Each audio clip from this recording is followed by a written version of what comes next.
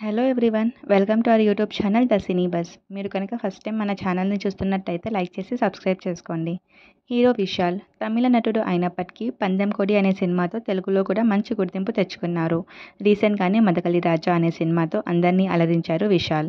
అయితే విశాల్ పెళ్లిపై చాలా వార్తలు బయటికి వచ్చాయి. గతంలోనే అనీషా రెడ్డి అనే అమ్మాయితో ఎంగేజ్మెంట్ జరిగినా పెళ్లి దాకా వెళ్ళక ముందే వాళ్ళు బ్రేకప్ చేసుకున్నారు.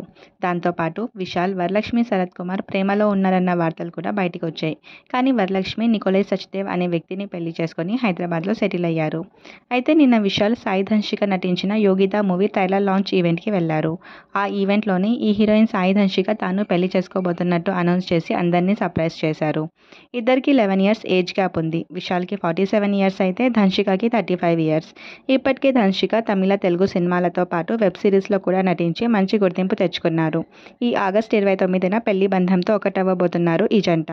ఇప్పుడు ఈ న్యూస్ నెట్టింట్లో వైరల్గా మారింది. ఈ గుడ్ న్యూస్ తెలుసుకున్న ఫ్యాన్స్ అందరూ అడ్వాన్స్ కంగ్రాచులేషన్స్ అంటూ కామెంట్స్ పెడుతున్నారు.